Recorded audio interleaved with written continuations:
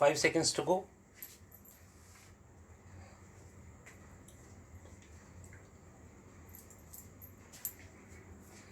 Start. The planning process is as it should be under constant review, and we must not feel shy of initiating new approaches to planning perspectives. After 50 years of independence, the tangible benefits of planning are yet to reach the millions of our countrymen living in the remote rural areas.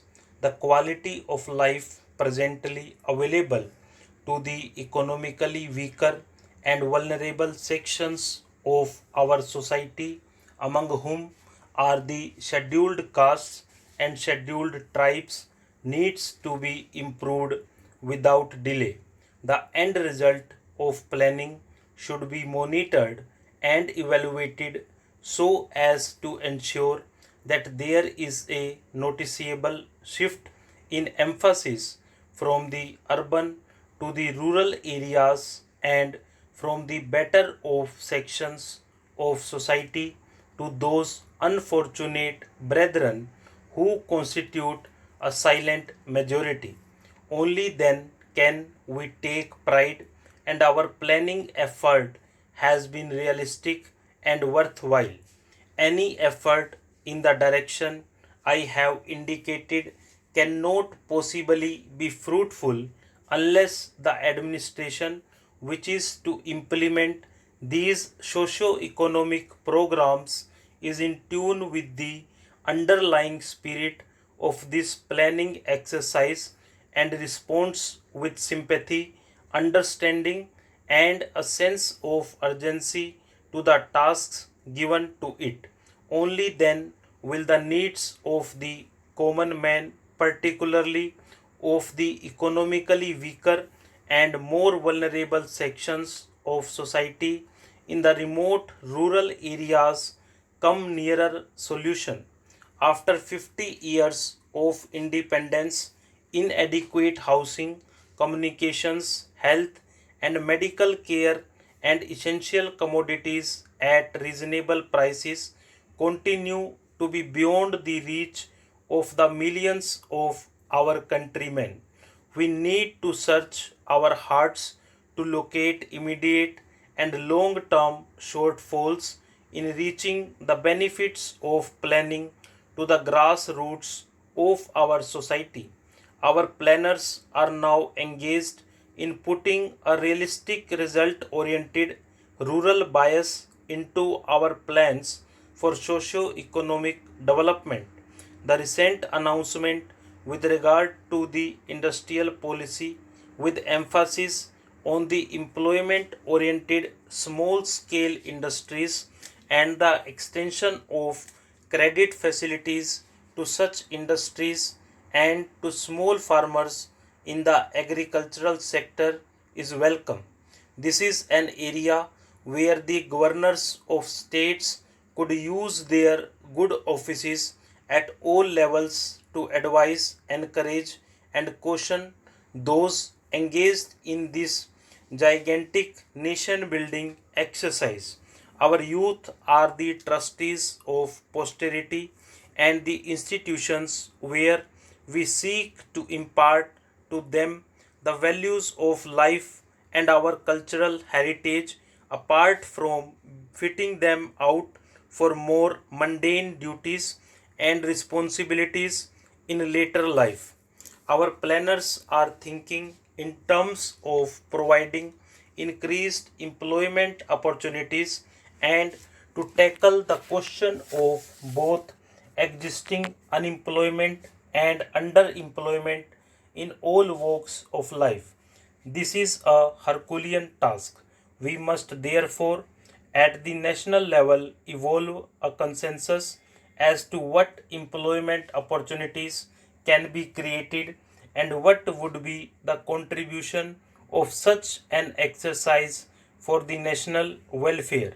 Only thus can we hope to eliminate the growing discontent the younger generation who are slowly getting disenchanted with their prospects for the future.